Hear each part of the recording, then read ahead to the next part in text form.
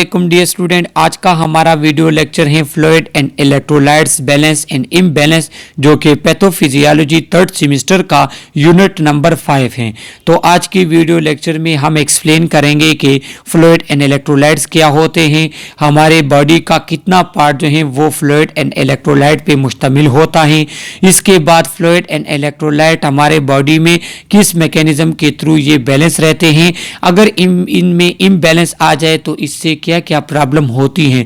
और इसी के साथ इस यूनिट के जो आपके पास एमसीक्यूज हैं तो उसको भी हम मेंशन करेंगे ताकि आने वाले एग्जाम्स में आपके लिए आसानी हो।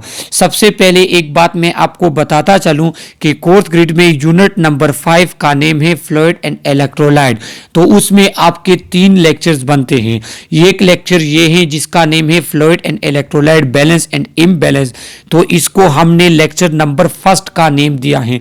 बाकी जो है वो भी आप लोगों को मेरे चैनल पे मिलेंगे, जिसके लिंक्स मैं इस वीडियो के डिस्क्रिप्शन में दे दूंगा, तो वहीं से जाके आप इस यूनिट के बाकी पार्ट्स पढ़ेंगे। तो फर्स्ट लेक्चर में पार्ट नंबर 1 का वीडियो लेक्चर ये है। इसका सेकंड पार्ट ऑलरेडी मेरे चैनल पे मौजूद है, जिसका लिंक मैंने डिस्क्रिप्शन में दिया है, तो वहीं से जाके आप fluid and electrolyte balance and imbalance का सेकंड पार्ट जो है वो देख सकते हैं। तो अभी हम स्टार्ट कर लेते हैं fluid and electrolyte balance. Electrolytes are mineral in your body that have an electric charge, they are in your blood, urine and body fluid. देखो इलेक्ट्रोलाइट्स हमारे पास क्या होते हैं, वो हमारे पास आयन जिसपे इलेक्ट्रिक चार्ज हो, चाहे वो पॉजिटिव हो चाहे वो नेगेटिव हो। तो हमारे बॉडी में डिफरेंट टाइप्स ऑफ इलेक्ट्रोलाइट्स होते हैं, जो आगे आने वाले स्लाइड में मैं आपको बताऊंगा कि पॉजिटिव चार्ज कौन से होंगे, नेगेटिव चार्ज कौन से होंगे। तो ये हमारे बॉडी में डिफरेंट पार्ट्स में पाए जाते हैं। ये हमारे पास ब्लड में भी होते हैं, कैल्शियम की शक्ल में, आयरन की शक्ल में, यूरिन में होते हैं, बॉडी फ्लूइड्स में होते हैं, और इनके अपने एक स्पेसिफिक फंक्शन होता है। अगर आपके बॉडी में फ्लूइड एंड इलेक्ट्रोलाइट का इम्बैलेंस हो जाए तो ये क्या करता है, आपके बॉडी के नॉर्मल फंक्शन फिर डैमेज हो जाते हैं। मेल की बॉडी 60% फ्लूइड एंड इलेक्ट्रोलाइट से बनी होती है, जबकि फीमेल की बॉडी 55% हमारे पास फ्लूइड एंड इलेक्ट्रोलाइट से बनी होती है। Maintaining the right balance of electrolytes help your body, blood chemistry, muscles action and other process। और जब आपकी बॉडी में फ्लूइड एंड इलेक्ट्रोलाइट का नॉर्मल बैलेंस होगा, बैलेंस राइट होगा, तो तब आपकी बॉडी की ब्लड केमिस्ट्री, आपकी मसल्स एक्शन, आपकी नर्व सिस्टम, आपकी बॉडी का मेटाबॉलिज्म, ये तमाम फंक्शन नॉर्मल होंगे। लेकिन अगर आपके पास इलेक्ट्रोलाइट की इम्बैलेंस आ जाती है, इलेक्ट्रोलाइट की डिफिशियंसी या ज्यादा हो जाते हैं, तो फिर आपके बॉडी के डिफरेंट फंक्शन जो हैं वो क्या करते हैं, वो काम करना खत्म कर देते हैं या उस एबनॉर्मल फंक्शन स्टार्ट कर लेते हैं। जिस तरह हमारे पास कैल्शियम, तो कैल्शियम मसल एक्शन में काम करते हैं। अगर कैल्शियम आपके पास एबनॉर्मल हो, मसल एक्शन आपका एबनॉर्मल होगा। बिल्कुल इसी तरह सोडियम, पोटाशियम हमारे पास नर्वस सिस्टम में हेल्प आउट करते हैं। बिल्कुल इसी तरह हमारे पास आयरन जो है वो आरबीसी वगैरह की शेप में हेल्प आउट करता है। अगर ये इलेक्ट्रोलाइट में बैलेंस इम्बैलेंस आ जाए तो फिर आपके पास आपके बॉडी के डिफरेंट फंक्शन जो है वो क्या हो जाते हैं, एबनॉर्मल हो जाते हैं। अब हमारे पास है explanation. It is important and must that the required amount of water and solute are present and are correctly proportion among the various compartment of our body. हमारे बॉडी के डिफरेंट कंपार्टमेंट होते हैं, इंट्रासेल्युलर, एक्स्ट्रा सेल्युलर, हमारे पास body के different cavities है, different हमारे पास जो है बॉडी के ब्लैडर वगैरह हैं, कैविटीज़ वगैरह है। तो क्या होते हैं, वहाँ पे सॉल्यूट और वाटर, वहाँ पे इलेक्ट्रोलाइट, मिनरल्स वगैरह का एक खास मिकदार होना लाजमी होता है, और वो हमारे पास हर कंपार्टमेंट में एक अपने परसेंटेज के साथ फ्लूइड एंड इलेक्ट्रोलाइट्स होते हैं। और ये इंतहाई ज़रूरी है, क्योंकि अगर वहाँ पे परसेंटेज में कमी ज़्यादती आएगी तो फिर उसका प्रॉब्लम क्या होगा, उसका प्रॉब्लम ये होगा कि आपके पास वो फंक्शन जो है वो एबनॉर्मल हो जाएगा। There are exchange of water and solute continuously between fluid compartment, but despite of its volume of the fluid in each compartment remain fairly stable। और क्या होता है, हमारे बॉडी के डिफरेंट कंपार्टमेंट में से जो सल्यूट और वाटर का जो कंसंट्रेशन है, जो उसका फ्लो है, वो कंटिन्यूसली फ्लो करते हैं ऑस्मोसिस के थ्रू, डिफ्यूजन के थ्रू, फैसिलिटेटेड डिफ्यूजन के थ्रू, जो आप लोगों ने केमिस्ट्री में पढ़ लिया है अच्छी तरीके से। आगे जाके मैं यहाँ पे भी एक्सप्लेन करूंगा। तो इन प्रोसेस के थ्रू हमारे बॉडी के डिफरेंट कंपार्टमेंट में फ्लूइड एंड इलेक्ट्रोलाइट की एक्सचेंज होती है, लेकिन उस एक्सचेंज के बावजूद भी हमारे बॉडी के कंपार्टमेंट का जो फ्लूइड एंड इलेक्ट्रोलाइट कंसंट्रेशन होता है, परसेंटेज होता है, वो क्या होते हैं, रिमेन स्टेबल होता है। अब इंपॉर्टेंस क्या है, the balance of fluid and electrolyte and acid base balance provide stable and optimum internal physiochemical environment and it is compulsory to maintain the homeostasis and normal cellular function. देखो homeostasis किसे कहते हैं, जब आपकी body का function normal हो, optimum हो, तो उस कंडीशन को कहेंगे होमोस्टेसिस। सही है। तो आपकी बॉडी का होमोस्टेसिस और जो सेलुलर फंक्शन है, चाहे वो एक्स्ट्रा सेलुलर हो या सेल के अंदर के फंक्शन हो, तो इसको नॉर्मल रखने के लिए आपके बॉडी को फ्लूइड और electrolyte and acid base balance को नॉर्मल रखना होगा। और जब ये आपके पास नॉर्मल होंगे तो आपकी बॉडी का इंटरनल जो इन्वायरमेंट है, जो होमोस्टेसिस है, जो सेलुलर फंक्शन है, तो वो नॉर्मल रहेंगे। तो फ्लूइड एंड इलेक्ट्रोलाइट तो इसी लेक्चर में हम एक्सप्लेन कर लेंगे, लेकिन जो एसिड बेस बैलेंस है तो वो इसी यूनिट का हमारे पास लेक्चर नंबर 2 है, जो मेरे चैनल पे मौजूद है। तो वहीं से आप एसिड बेस बैलेंस देखेंगे कि एसिड किसे कहते हैं, बेस किसे कहते हैं, एसिड बेस बैलेंस हमारे पास क्यों होना चाहिए, तो वो लेक्चर नंबर 2 है। ये हमारे बॉडी के कंपार्टमेंट है। देखो, जो हमारे पास फीमेल होती हैं तो उसके बॉडी का 45% हिस्सा, यहाँ पे मैं मैग्नीफाई कर लूँ, जो फीमेल होती हैं तो उसके बॉडी का 45% हिस्सा वो सॉलिड होता है। हालांकि मेल का क्या है, 40% हिस्सा सॉलिड होता है। सॉलिड में क्या है, आपके लंग्स है, आपके ब्लड सेल्स हैं, आपके स्किन जो है हमारे पास सेल है, इसके साथ मसल्स, ब्रेन वगैरह, तो 40% सॉलिड है। लेकिन 55% जो है तो वो फीमेल में 55% फ्लूइड होता है, जबकि मेल में 60% फ्लूइड होता है। तो आप एमसीक्यूज के लिए तो आप ये भी याद रख लें कि ये 45% सॉलिड फीमेल में, 40% सॉलिड मेल में, 55% हमारे पास फीमेल में, 60% मेल में फ्लूइड होता है। तो उस फ्लूइड में जो 2/3% मतलब 40% जो हिस्सा है वो इंट्रासेल्युलर फ्लूइड है, साइटोप्लाज्मिक फ्लूइड है। सही है, वो इंटर सेल के अंदर होता है। जो 1/3% है, जिसका जो हमारे पास 20% बनाता है, तो वो क्या है, वो हमारे पास एक्स्ट्रा सेलुलर है। एक्स्ट्रा सेलुलर मतलब इंटरस्टिशियल के ये सेल के दरमियान वाले, कि ये जो सेल के दरमियान वाला पोर्शन है इसमें होता है, और इसमें हमारे पास जो एक्स्ट्रा सेलुलर फ्लूइड का जो 20% है तो वो हमारे पास ब्लड प्लाज्मा बनाता है। सही है। अब जो हमारे पास मेजर कंपार्टमेंट है हमारे बॉडी का, तो इंट्रासेल्युलर फ्लूइड जो हमने अभी बताया कि वो 2/3 पार्ट बनाता है, तो वो कोई कितना है, 40%। तो इंट्रासेल्युलर फ्लूइड हमारे बॉडी में 40% होता है। अब मेल में 40 होता है, फीमेल में थोड़ा कम होगा, लेकिन इन्होंने एवरेज लिया है 40%। तो इंट्रासेल्युलर फ्लूइड हमारे बॉडी में 40% होता है, जो 28 लीटर बनाता है। जो एक्स्ट्रा सेल्युलर फ्लूइड है तो वो 20% बनाता है। उस 20% में जो 15% है वो इंटरस्टिशियल फ्लूइड है। 15% इंटरस्टिशियल फ्लूइड है। इंटरस्टिशियल फ्लूइड किसे कहते हैं, देखो ये हमारे पास डिफरेंट टाइप ऑफ सेल्स हैं। सही है। तो ये सेल्स के दरमियान, सेल्स एक सेल के दरमियान जो हमारे पास फ्लूइड होता है, जो एक और दूसरे सेल के दरमियान जो फ्लूइड होते हैं उसको इंटरस्टिशियल फ्लूइड कहते हैं, और इस स्पेस को कहते हैं इंटरस्टिशियल स्पेस।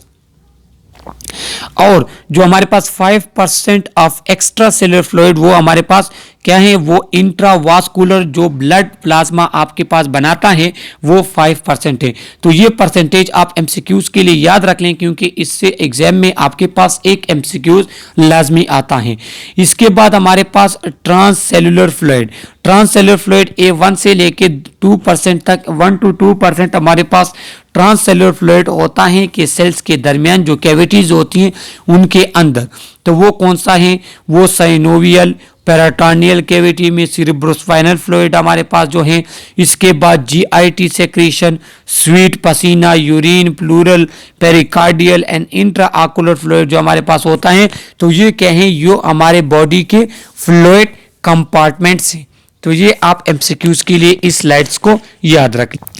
अब जिस तरह मैंने आप लोगों को स्टार्ट में कहा था कि हम आपको ये भी बताएंगे कि ये फ्लूइड इलेक्ट्रोलाइट, इलेक्ट्रोलाइट में क्या क्या चीज़ें होती हैं। तो इलेक्ट्रोलाइट में हमारे पास फ्लूइड इलेक्ट्रोलाइट में वाटर होता है, इसमें इलेक्ट्रोलाइट्स होते हैं जिसमें positive charge cation sodium, potassium, calcium है जिसपे पॉजिटिव चार्ज होता है। नेगेटिव चार्ज एनाइन जो हमारे पास एक क्लोराइड, बाइकार्बोनेट, बाईफास्फेट होते हैं, जो कि आप एमसीक्यूज के लिए ये याद रख लें। और इसको हम मेजर करते हैं मिली इक्विवेलेंट पर लीटर में, मतलब कि आप जब इसको मेजर करेंगे तो ये मिली इक्विवेलेंट्स पर लीटर में हम इसको मेजर करते हैं। सही है। तो ये हमारे पास कंपोजिशन है हमारे बॉडी फ्लूइड का। अब आ जाते हैं हम मिनरल्स में। तो मिनरल्स में क्या क्या होता है, mineral are the constituent of all body tissue and fluid, for example iron, zinc, magnesium and calcium. तो ये हमारे पास हमारे बॉडीज के में मिनरल्स हैं। तो मिनरल में जिंक, मैग्नीशियम, कैल्शियम है। तो कैल्शियम क्या है, ये मस्कुलर एक्टिविटी में काम करता है। इस तरह मैग्नीशियम हमारे पास बोन वगैरह में होता है, हार्ट एक्टिविटी में भी काम करता है। इस तरह हमारे पास जिंक जो है ये सेलुलर फंक्शन में काम करता है, सेल्स की जो मेकअप है, सेल का जो शेप वगैरह इसको मेंटेन रखता है। इस तरह और भी जो है जिंक, मैग्नीशियम, कैल्शियम के अपने अपने फंक्शंस हैं जो आगे आने वाले लेक्चर्स वगैरह में जो है आपको मैं एक्सप्लेन करूंगा। तो ये हमारे पास मिनरल्स हैं जो हमारे बॉडी में क्या करते हैं, हमारे बॉडी में डिफरेंट टाइप ऑफ जो है फंक्शन है, उसमें इनका अपना एक रोल है। They are important in maintaining physiological process like nerves conduction in your body. आपकी बॉडी का जो नर्स कंडक्शन है तो उसमें क्या है, उसमें कैल्शियम, उसमें हमारे पास जो है जिंक का यूज होता है, उसमें हमारे पास जो है सोडियम, पोटाशियम वगैरह यूज होते हैं। इसके बाद muscular contraction in our body, calcium आपके मसल कंट्रैक्शन वगैरह में काम करता है। इसके बाद मेटाबॉलिज्म ऑफ न्यूट्रिएंट, आपके बॉडी में डिफरेंट टाइप ऑफ न्यूट्रिएंट की मेटाबॉलिज्म, तो वो भी उसमें भी आपके पास डिफरेंट मिनरल्स जो हैं वो क्या करते हैं, वो अपना फंक्शन परफॉर्म करते हैं। Regulate electrolyte balance and hormone production, strengthen skeletal structure, आपके स्केलेटल स्ट्रक्चर को स्ट्रेंथन करता है, जिस तरह मैंने आपको मैग्नीशियम का कह दिया।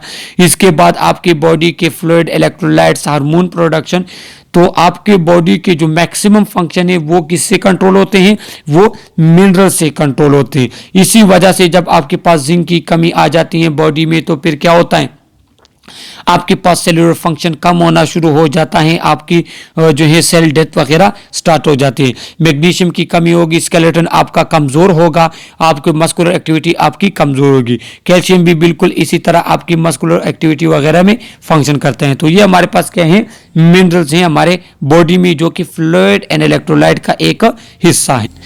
अब अगर हमारे बॉडी में फ्लूइड एंड इलेक्ट्रोलाइट का जो बैलेंस है वो इम्बैलेंस हो जाए, मतलब उसकी क्वांटिटी नॉर्मल न रहे, तो फिर हमारे बॉडी में कौन कौन से फंक्शन इफेक्ट होंगे, रिस्पायरेशन हमारा इफेक्ट होगा, क्योंकि रिस्पायरेशन में भी हमारे पास जो चेस्ट मसल वगैरह हैं वो काम करना ख़त्म कर देंगे। इसके साथ मेटाबॉलिज्म आपकी एबनॉर्मल होगी, कार्डियोवास्कुलर एक्टिविटी आपकी एबनॉर्मल होगी, क्योंकि हमारे पास जो कैल्शियम है वो कार्डियोवास्कुलर एक्टिविटी में इंतहाई इंपॉर्टेंट काम करता है। सेंट्रल नर्वस सिस्टम आपका डिफेक्ट होगा, क्योंकि सोडियम, पोटाशियम, क्लोराइड, ये हमारे पास इस तरह के आयंस वगैरह हैं, इलेक्ट्रोलाइट्स हैं, जो क्या करते हैं, जो आपके पास सेंट्रल नर्वस सिस्टम की एक्टिविटी में इंतहाई इंपॉर्टेंट काम करते हैं। रिस्पायरेशन इस तरह इफेक्ट होता है कि आपके पास अगर आयरन की कमी आप में आएगी तो लाजमी बात है हेमोग्लोबिन में डिफेक्ट आएगा, ऑक्सीजन में प्रॉब्लम आएगी, रिस्पायरेशन आपका डिफेक्ट होगा। तो ये आपके क्योंकि ऑक्सीजन की फिर डिमांड वगैरह ज़्यादा होती है। तो आपके पास अगर आपकी बॉडी में फ्लूइड एंड इलेक्ट्रोलाइट में बैलेंस आ जाता है तो आपकी बॉडी काम करना छोड़ देती है। इसके बाद हमारे पास फ्लूइड होमोस्टेसिस। अब देखो ये आगे जाके आप इन चीज़ों को पढ़ेंगे कि अगर हमारे पास जब आप कार्डियोवास्कुलर सिस्टम पढ़ेंगे एएचएन में 4th सेमेस्टर में, तो वहाँ आपको पता होगा कि हमारे पास कार्डियोवास्कुलर के वो कौन कौन सी बीमारियां हैं जो फ्लूइड इलेक्ट्रोलाइट की इम्बैलेंस की वजह से होती हैं। जिस तरह हमारे पास पेशेंट हाइपरटेंसिव हो जाता है, फ्लूइड ओवरलोड हो जाता है, हमारे पास कार्डियोमेगैली वगैरह होती है। बिल्कुल इसी तरह किडनी के डिसऑर्डर हमारे पास है, हाइपरटेंसिव पेशेंट है, ओबेसिटी वगैरह है। तो ये तमाम किस वजह से होती है? ये आपके पास फ्लूइड इम्बैलेंस आ जाता है वहां पे, और फिर आपके पास साइन सिम्टम शुरू हो जाते हैं। अब फ्लूइड होमोस्टेसिस, हमारे बॉडी में जो फ्लूइड का होमोस्टेसिस है, फ्लूइड का जो नॉर्मल लेवल है, तो ये किस वजह से होता है? ये एक डायनामिक प्रोसेस है और ये हमारे पास 4 नेट सब प्रोसेस पे बना है। अगर आपके बॉडी में कमी होगी फ्लूइड इनटेक, आपके बॉडी में फ्लूइड आएगा फ्लूइड इनटेक से, उसके बाद वो फ्लूइड सेल में अंदर जाएगा फ्लूइड एब्जॉर्प्शन की वजह से। इसके बाद जब ये आपके हर एक पार्ट में आपके पास फ्लूइड नॉर्मल रहे तो वो फ्लूइड डिस्ट्रीब्यूशन की वजह से आते हैं। इसके बाद एक्स्ट्रा फ्लूइड आपके बॉडी से बाहर निकलता है एक्सक्रीशन की वजह से। तो ये क्या है? ये 4 स्टेप्स हैं जो क्या करते हैं, जो आपके बॉडी में फ्लूइड की होमोस्टेसिस को मेंटेन रखते हैं। इसके बाद इम्बैलेंस रिजल्ट, अगर आपके बॉडी में जो फ्लूइड एंड इलेक्ट्रोलाइट का जो इम्बैलेंस होता है तो ये किस वजह से होता है, मतलब ये इम्बैलेंस क्यों आता है? इलनेस और injury that disturb this balance. Illness हमारे पास हो सकती है, इंजरीज हो सकती है। इलनेस मतलब कोई कार्डियोवास्कुलर प्रॉब्लम है, कोई आपके पास ब्लड वगैरह प्रॉब्लम है। इसके बाद हमारे पास डायरिया वगैरह अगर किसी को हो जाता है तो उस वजह से आपके बॉडी से फ्लूइड लॉस हो सकता है। इस तरह इंजरी अगर हो जाती है, किसी पर्सन को कोई इंजरी हो जाती है, आरटीए वगैरह का पेशेंट है, उसकी बॉडी से फ्लूइड ब्लड लॉस हो जाता है, तब भी आपके पास इम्बैलेंस आ सकता है। Different type of medication and treatment है जिसके दौरान आपके क्या आपके बॉडी में फ्लूइड एंड इलेक्ट्रोलाइट की इम्बैलेंस आएगा, तो फिर उसके साथ आपने फ्लूइड वगैरह जो है उसको मेंटेन रखना है। जिस तरह हमारे पास डिफरेंट टाइप ऑफ सर्जरी वगैरह अगर होती है, वहाँ पे कोई ब्लीडिंग वगैरह होती है, तो उसमें आपके पास क्या होते हैं, इसका इम्बैलेंस आ सकता है। Abnormal gain and loss of body fluid, या कोई भी डिसऑर्डर है जिसकी वजह से या एबनॉर्मली आप गेन करते हैं फ्लूइड को या लॉस करते हैं। एबनॉर्मली गेन मतलब किस तरह होता है, जिस तरह ओबेसिटी वगैरह होती है, हाइपरटेंसिव बंदा हो जाता है, तो ये क्यों होता है? ये बिल्कुल इसी वजह से होता है कि आपके पास एबनॉर्मल गेन होता है फ्लूइड एंड इलेक्ट्रोलाइट का।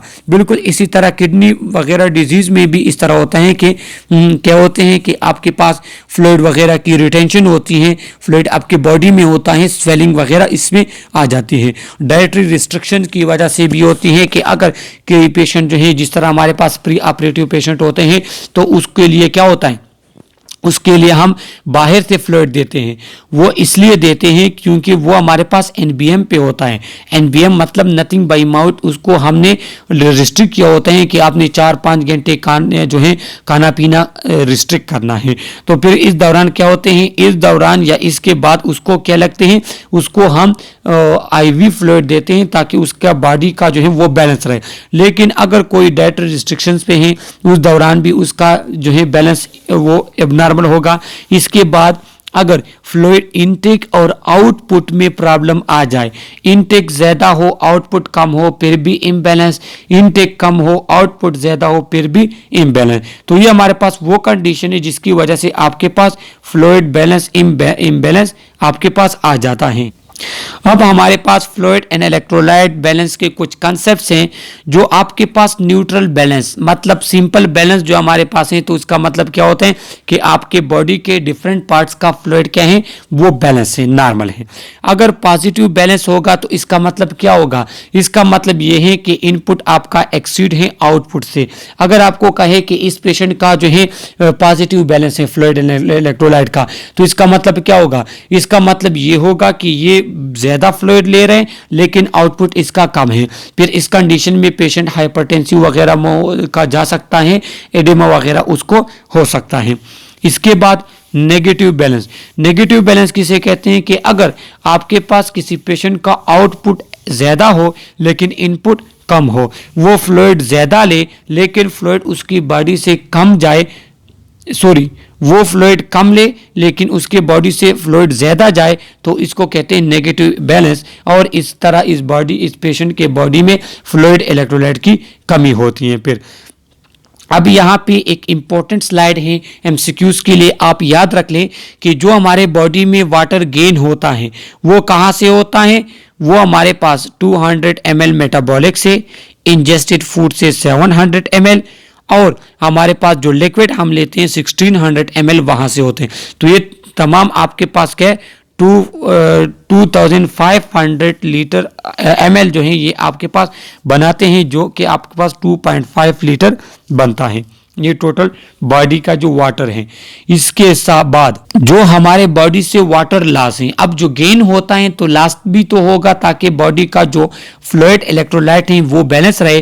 तो जो हमारे पास जीआईटी ट्रैक है वो 100 ml लॉस करता है, जो लंग्स हमारे पास हैं तो वो 300 ml, स्किन के थ्रू 600 ml लॉस होता है फ्लूइड का, और 1500 ml किडनी के थ्रू होता है। ये आप एमसीक्यूज के लिए याद रख ले, इस स्लाइड से भी चांसेस है कि आपका एमसीक्यूज आ जाए। अब हमारे पास कुछ टर्म्स हैं जो आपको जानना लाजमी है। एक है ऑस्मोसिस, एक है डिफ्यूजन। देखो ऑस्मोसिस डिफ्यूजन में फर्क क्या है, यहाँ पे जो डिफिनीशन इन्होंने लिखी है ये थोड़ी डिफरेंट है। सबसे पहले मैं आपको ये बता दूं, देखो ये हमारे पास जो है, ये हमारे पास है, यहाँ पे अगर सल्यूट कंसंट्रेशन इतनी है लेकिन फ्लूइड यहाँ आपके पास इतना है, यहाँ पे सल्यूट कंसंट्रेशन ज्यादा है और फ्लूइड आपके पास क्या है, फ्लूइड आपके पास इतना है, सही है। तो फिर क्या होता है, हमारे पास यहां से फ्लूइड आता है यहां पे, इसको कहते हैं डिफ्यूजन। लेकिन डिफ्यूजन में क्या होगा, डिफ्यूजन में ये होगा, देखो ये हमारे पास है, यहां पे सल्यूट कंसंट्रेशन ज्यादा है लेकिन यहाँ पे फ्लूइड जो है वो कम है, यहाँ पे सल्यूट कंसंट्रेशन कम है लेकिन फ्लूइड यहाँ पे ज्यादा है, तो आपके पास फ्लूइड की डिफ्यूजन इस साइड पे होगी, फ्लो होगा। लेकिन ये हायर कंसंट्रेशन से लोअर कंसंट्रेशन की तरफ फ्लो होता है और इसमें मेम्ब्रेन नहीं होता। लेकिन अगर यहाँ पे हम मेम्ब्रेन लेकर आ जाए, सेमी परमिएबल मेम्ब्रेन लेकर आ जाए, तो फिर इसको क्या कहेंगे, इसको कहेंगे ऑस्मोसिस। कि हायर कंसंट्रेशन से लो कंसंट्रेशन की तरफ जो हमारे पास फ्लूइड का फ्लो होता है तो इसको हम कहते हैं ऑस्मोसिस। अब आ जाते हैं यहाँ डिफिनीशन पे। Osmosis is net movement of water from an area of low solute concentration to an area of higher solute concentration across semi permeable membrane. बिल्कुल वही बातें, यहाँ पे सल्यूट कंसंट्रेशन कम है तो यहां से फ्लो होगा फ्लूइड का, यहाँ पे सल्यूट कंसंट्रेशन ज्यादा है। आप लोगों ने एफईसी में पढ़ा होगा लेकिन वहां पे फ्लूइड का पढ़ा है। तो खैर अगर आपके पास हायर कंसंट्रेशन से फ्लूइड का फ्लो लोअर कंसंट्रेशन की तरफ होता है थ्रू सेमी परमिएबल मेम्ब्रेन तो इसको कहते हैं ऑस्मोसिस। लेकिन अगर आपके पास देखो ये दो जार हैं हमारे पास, सही है, ये दो जार हमारे पास हैं, यहाँ पे सल्यूट कंसंट्रेशन कितना है, यहाँ पे सल्यूट कंसंट्रेशन आपके पास ज्यादा है लेकिन यहाँ पे सल्यूट कंसंट्रेशन आपके पास कम है। तो जो ऑस्मोसिस होगी वो फ्लूइड यहां से इसकी तरफ जाएगा। क्यों? क्योंकि ये जो सल्यूट पार्टिकल हैं ये अपनी तरफ वाटर को सक करते हैं। तो इस डिफिनीशन के थ्रू ये कम सल्यूट कंसंट्रेशन से फ्लूइड जाएगा हाई सल्यूट कंसंट्रेशन में थ्रू सेमी परमिएबल मेम्ब्रेन, इसको कहते हैं ऑस्मोसिस। सही है। डिफ्यूजन क्या है, डिफ्यूजन भी वही है कि हायर कंसंट, यहां देखो diffusion is the net movement of solute from an area of higher concentration to area. Higher concentration से अगर आपके पास फ्लो होता है लोअर कंसंट्रेशन डायरेक्टली, तो इसको कहते हैं डिफ्यूजन। वो फ्लो किसी भी चीज का हो सकता है, वो सॉल्यूट का भी हो सकता है, लेकिन वो सॉल्यूट का भी हो सकता है, फ्लूइड का भी हो सकता है, लेकिन जरूरी ये है कि अगर यहां से डिफ्यूजन इस साइड पे होती है, अगर सॉल्यूट की होती है तो यहां सॉल्यूट ज्यादा होंगे, यहां पे कम होंगे। अगर फ्लूइड की होती है तो यहां पे फ्लूइड ज्यादा होगा, यहां पे फ्लूइड की कंसंट्रेशन कम होगी, तो इसको कहते हैं डिफ्यूजन। अब दो और टर्म्स हैं जो आप लोगों ने एफएससी में भी पढ़े होंगे और बायोकेमिस्ट्री में भी पढ़े होंगे कि ऑस्मोलरिटी। ऑस्मोलरिटी किसे कहते हैं? Number of mole divided by litre of solution, इसको कहते हैं ऑस्मोलरिटी। कि हमारे पास ऑस्मोल कहते हैं number of mole, number of mole divided by litre of a solution is called osmolarity. और ऑस्मोल जो है वो हमारे पास 6.02 multiplied by 23 power bye 23 particle. एक मोल हमारे पास कितने के बराबर होते हैं? 6.02 दरबे 10 की पावर 23 पार्टिकल्स के बराबर होता है, और ऑस्मोल मोल को कहते हैं। तो जब हमारे पास mole divided by litre of solution, इसको कहते हैं ऑस्मोलरिटी। और ऑस्मोलैलिटी जो एल इसमें आया, तो ऑस्मोलैलिटी किसे कहते हैं? वो कहते हैं number of mole divided bye kilogram of solution. तो ये हमारे पास किलोग्राम में होता है और ये हमारे पास लीटर होता है। Osmolality as compare to osmolarity dilute होती है, सही है।